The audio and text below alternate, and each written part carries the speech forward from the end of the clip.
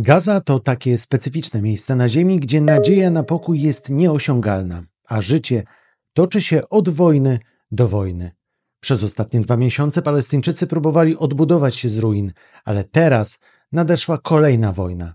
W tym odcinku dowiesz się, dlaczego Izrael znów bombarduje Gazę. Wyjaśniamy. Na podcast Świat zaprasza Wojciech Cegielski, korespondent zagraniczny Polskiego Radia. Izrael znów zaczął naloty na Gazę. Po 2 miesiącach względnego spokoju bomby znów spadają na wszystkie większe miasta. W pierwszych godzinach zginęło ponad 400 osób, w tym głównie kobiety i dzieci, a izraelska armia prawdopodobnie lada moment znów wjedzie do Gazy czołgami. Posłuchaj tego odcinka do końca, a dowiesz się, czy wojna w Gazie może się kiedykolwiek zakończyć. Dowiesz się też, o co tak naprawdę chodzi Hamasowi i premierowi Izraela. Jest wtorek, 18 marca 2025 roku. Wojciech Cegielski, zapraszam na podcast Świat.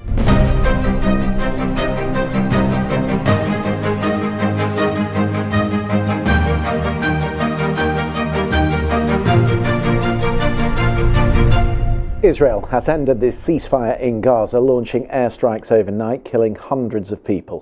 Była druga w nocy, kiedy kruchy rozejm w Gazie zawalił się jak domek z kart. Wielu mieszkańców Gazy nie spało, bo przygotowywało się do ramadanowych porannych posiłków. W pewnym momencie ludzie usłyszeli eksplozję bomb, a w wielu domach, czy raczej w tym, co z nich zostało, zatrzęsły się pozostałości ścian. Izrael rozpoczął naloty na miasto Gaza, na Chan Yunis i na inne miejscowości. Bomby spadały na domy, szkoły czy na prowizoryczne obozy dla uchodźców. Spałem na podłodze w szkole. Budziliśmy się powoli, żeby przygotowywać się do modlitw ramadanowych.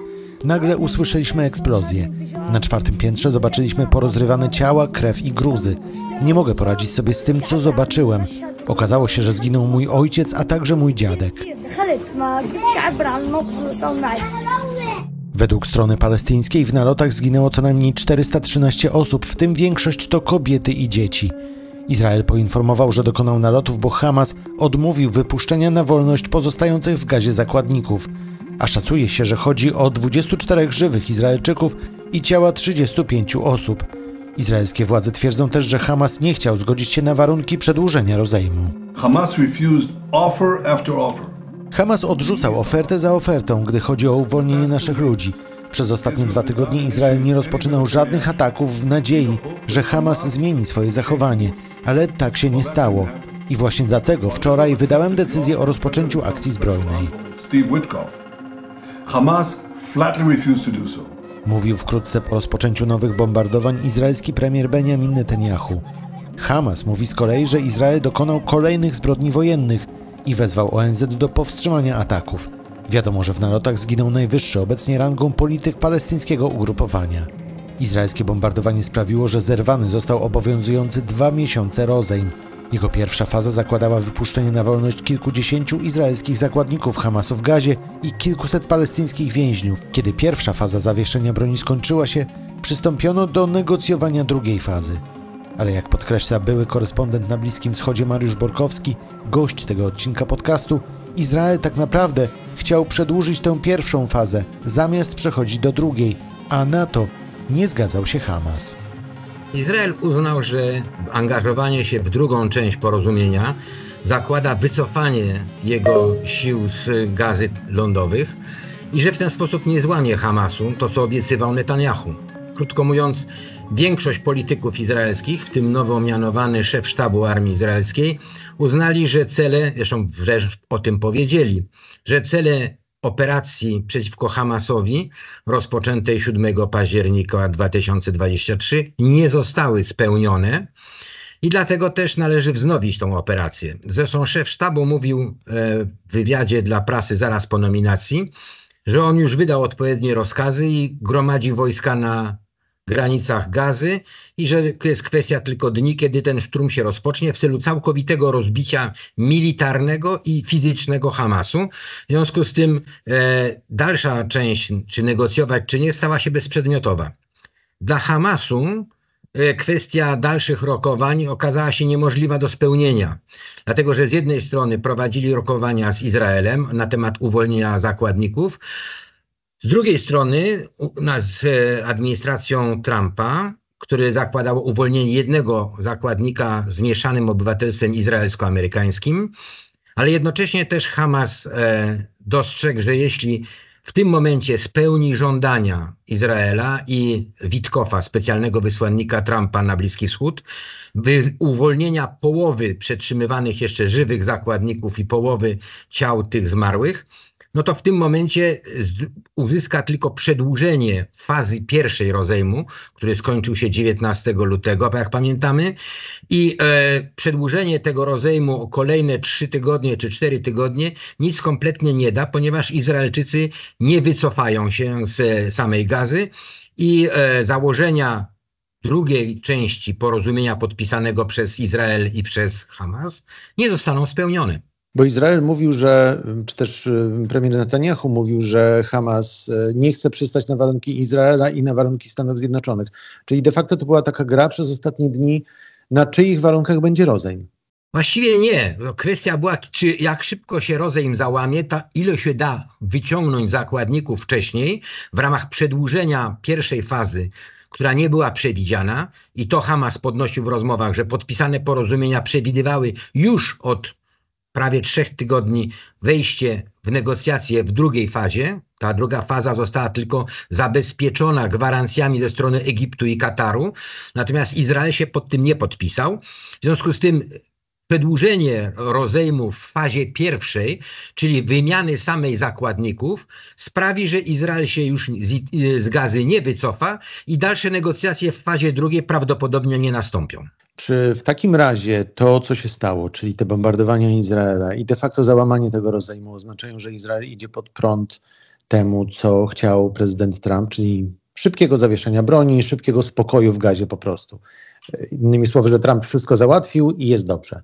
Nie, Trump wszystkiego nie załatwił. Zresztą przed obecną fazą tą wtorkową, kiedy rozpoczęły się te zmasowane naloty na strefy cywilne, podkreślmy to, ponieważ zginęło większość cywili, to widać w relacjach wysłanników BBC, arabskich wysłanników do strefy Gazy, że większość ofiar, ponad 400 ofiar do tej pory, nie wiadomo ile jest pod gruzami, to jest ludność cywilna.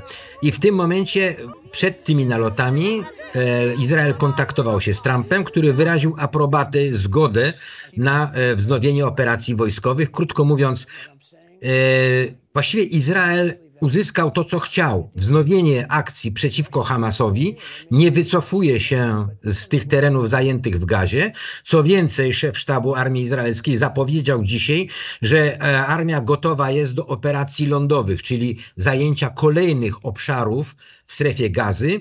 W południe armia izraelska wezwała ludność Gazy do całkowitego opuszczenia stref nadgranicznych. No te strefy nadgraniczne jest 2-3 kilometry, ale przy wielkości Gazy to tak naprawdę to jest około 1/4 terytorium Gazy.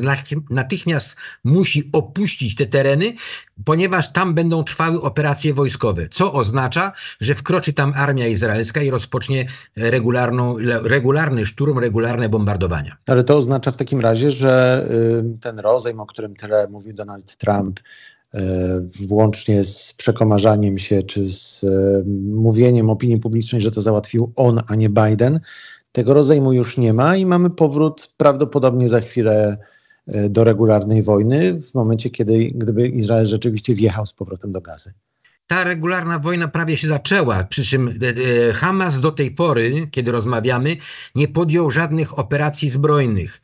Izrael twierdzi, że ta akcja zbrojna, jego bombardowania były spowodowane tym, że Hamas się przegrupowuje i szykuje do akcji na dużą skalę zbrojnej.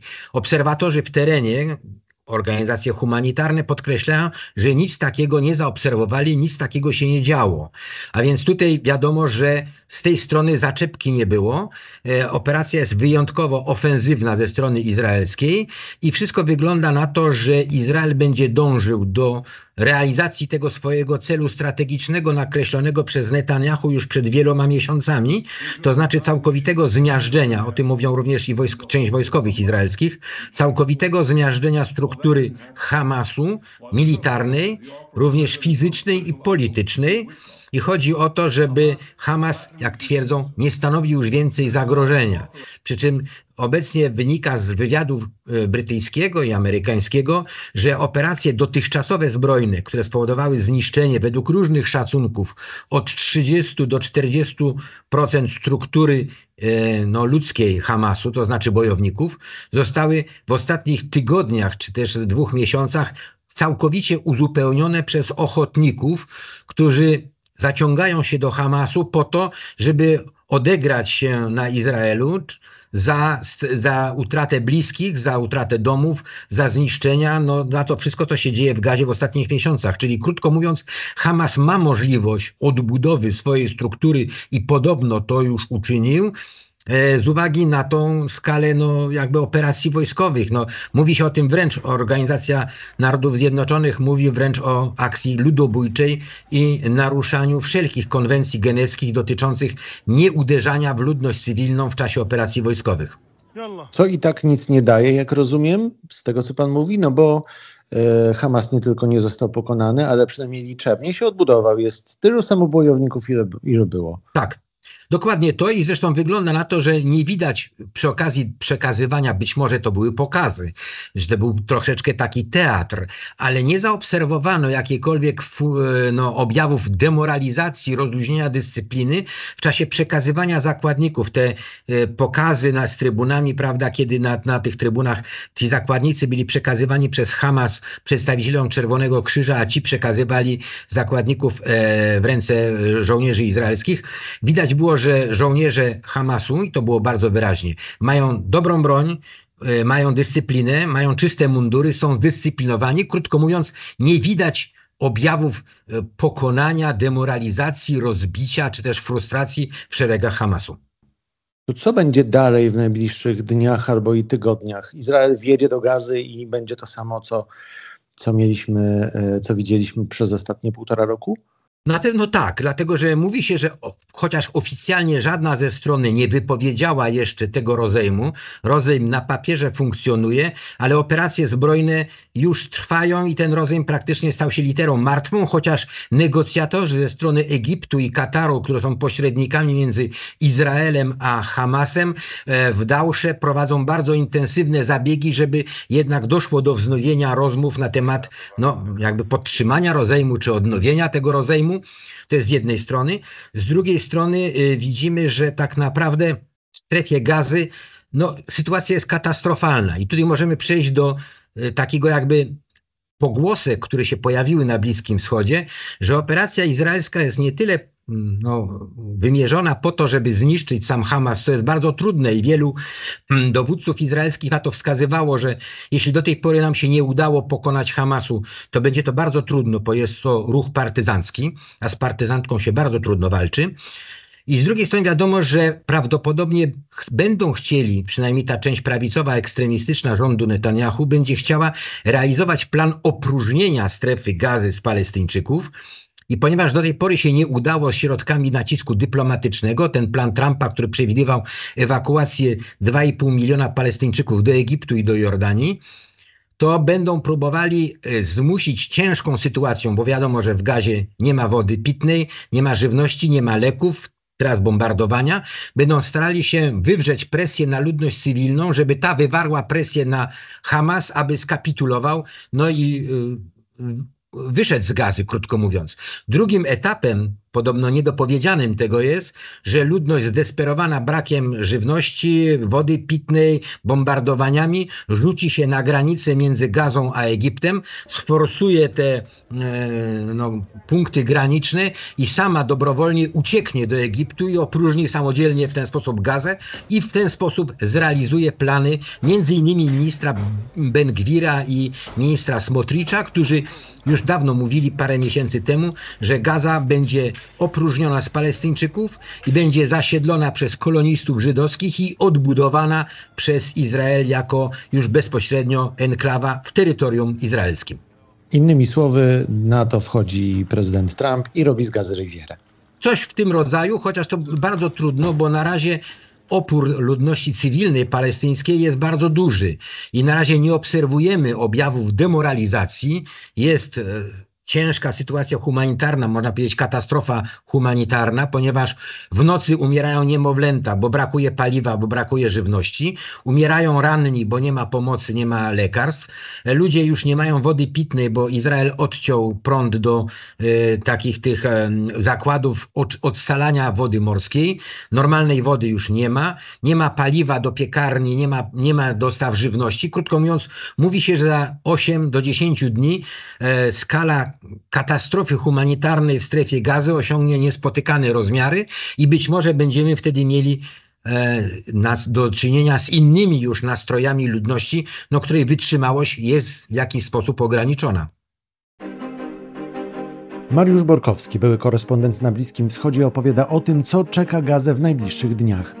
A już za chwilę dowiesz się, o co tak naprawdę chodzi Izraelowi i Hamasowi.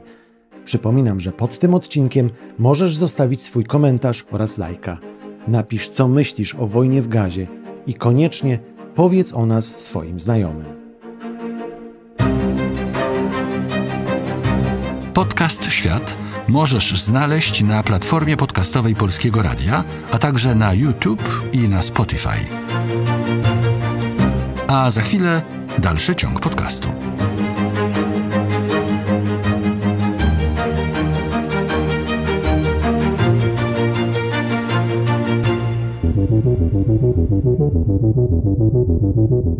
Ta wojna zaczęła się 7 października 2023 roku od bezprecedensowego szturmu Hamasu na Izrael. Tysiące fanatycznych bojowników wdarło się na południe Izraela i zaczęło zabijać i porywać cywilów. W odpowiedzi Izrael rozpoczął naloty na Gazę, a potem wjechał tam czołgami. Przez niemal 1,5 roku wojsko równało Gazę z ziemią, bombardowało domy, szpitale, szkoły i próbowało zagłodzić Gazę. Najpierw odcięto enklawę od prądu, wody i paliwa, a potem od pomocy humanitarnej. 2 miliony ludzi przeganiano z miejsca na miejsce, a liczba prawdopodobnych zbrodni wojennych, jakich dopuściły się obie strony konfliktu, idzie w setki, a może nawet i w tysiące. Premier Izraela setki razy powtarzał, że atakowani są wyłącznie terroryści, a celem całej operacji jest zniszczenie Hamasu. Ale po kilku miesiącach dla wielu jasnym stało się, że to nie o to chodzi, jak również, że Hamasowi także nie chodzi o to, co deklaruje.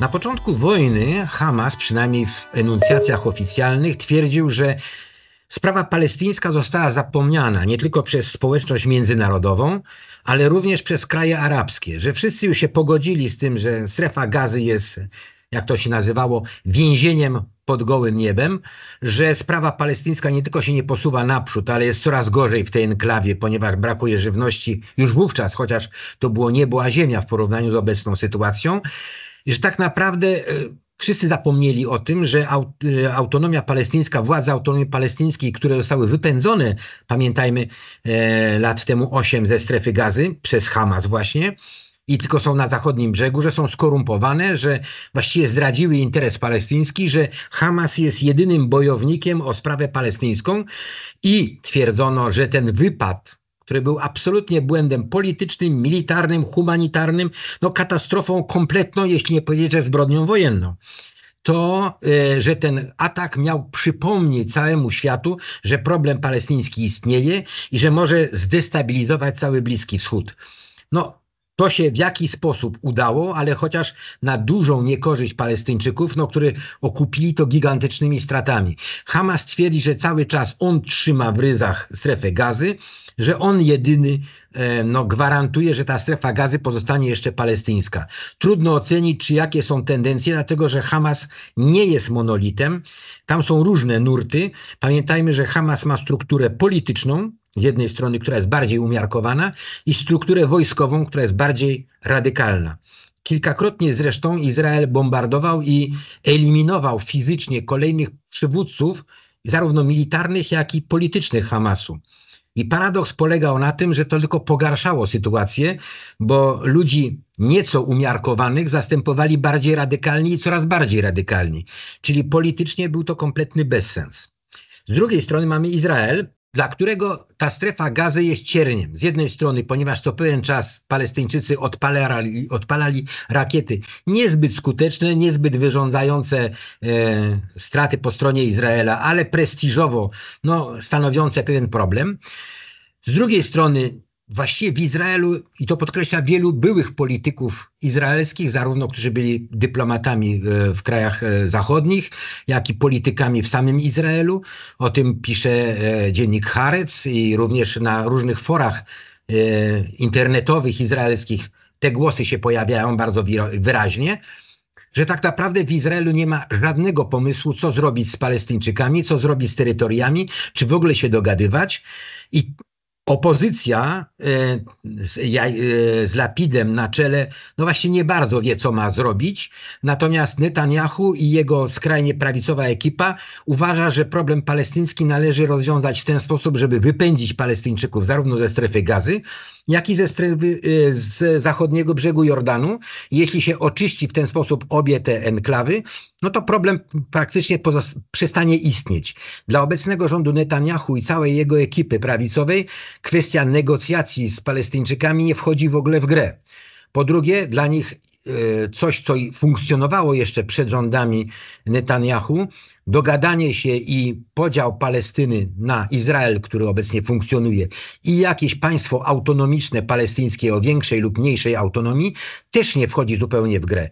Jako ciekawostkę podam, że przed kilku tygodniami były premier Izraela Ehud Olmert, który został obalony w 2008 roku pod różnymi zarzutami tam prawnymi i zastąpiony właśnie przez Netanyahu, twierdzi, że on w roku 2008 prowadził rozmowy z Mahmudem Abbasem, czyli szefem autonomii palestyńskiej, i dogadali się już praktycznie, brakowało tylko już ostatniego podpisu, który miał nastąpić w ciągu 24 godzin, co do utworzenia szeroko rozumianej autonomii palestyńskiej, koegzystencji między Izraelem a tą autonomią, już nie tą autonomią, która jest obecnie, ale obejmującą również strefę Gazy, częściową wymianę terytoriów, a więc wycofanie części kolonii żydowskich, które są nielegalne z punktu widzenia prawa międzynarodowego, i wymiana terytoriów, krótko mówiąc, wyprostowanie tej skóry pantery, która jest obecnie bardzo trudna do nakreślenia prawdziwego jakiegoś państwa.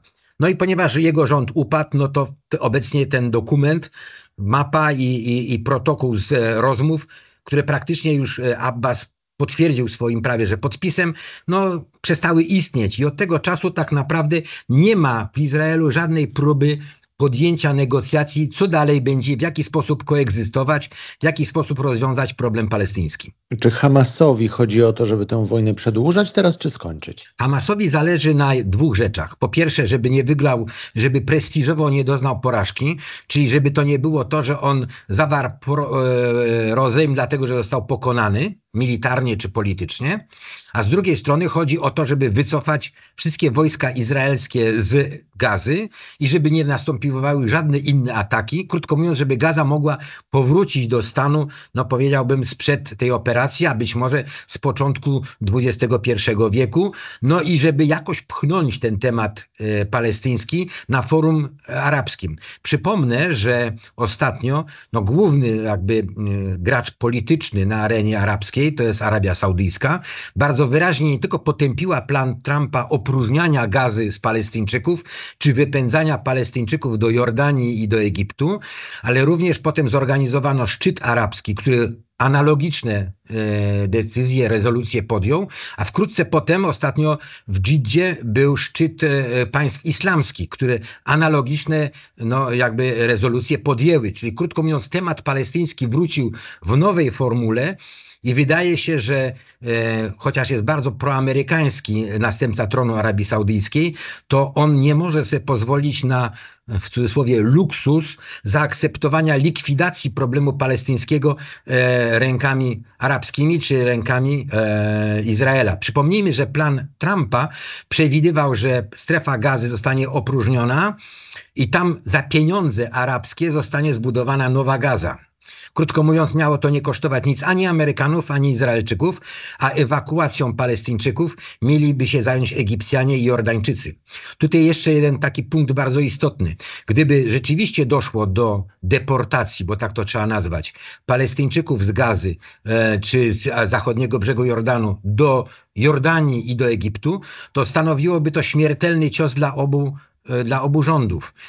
Taki napływ Palestyńczyków skoligaconych z Bractwem Islamskim, które już rządziło i destabilizowało Egipt przed rządami marszałka Sisiego, no to byłby obalenie i rozprzężenie obecnego rządu.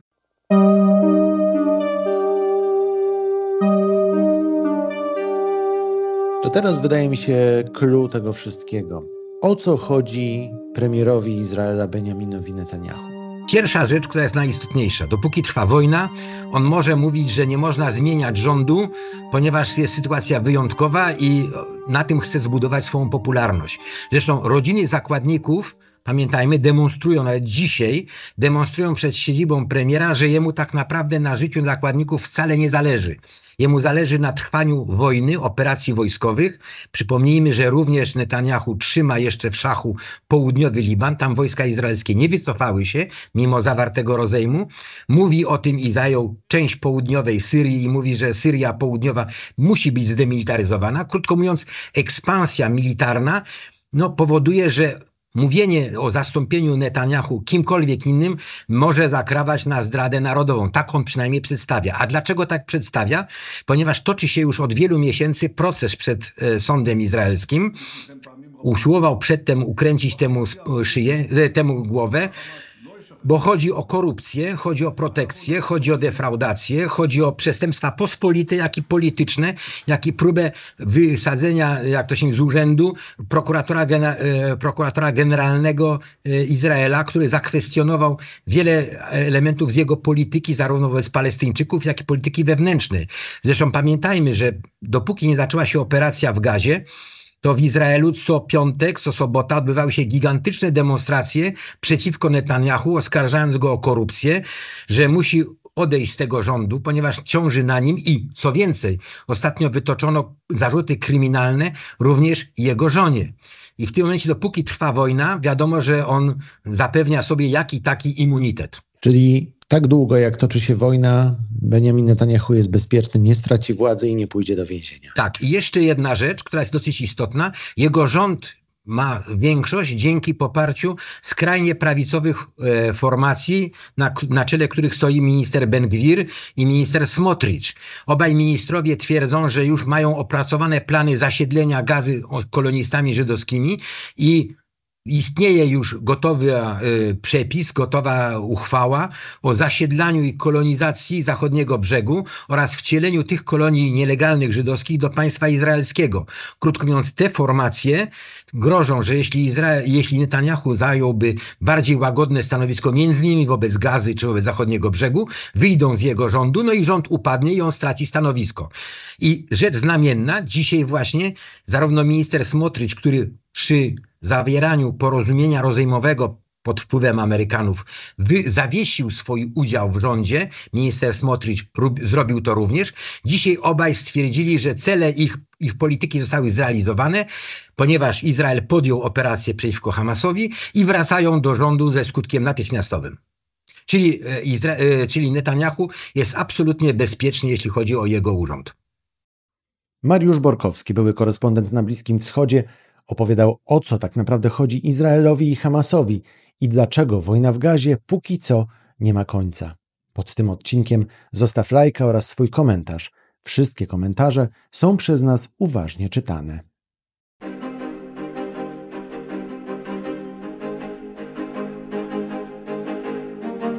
Nowe odcinki możesz znaleźć w każdy czwartek i w każdą niedzielę na platformie podcastowej Polskiego Radia, a także na YouTube i na Spotify. Jesteśmy też na Instagramie, na Threads czy na Facebooku.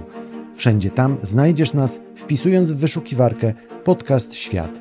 Subskrybuj nas, jeśli jeszcze tego nie robisz i koniecznie powiedz o nas swoim znajomym. Teraz to wszystko. Ja nazywam się Wojciech Cegielski. Dziękuję za uwagę i do usłyszenia. To był Podcast Świat. Do usłyszenia w kolejnym odcinku.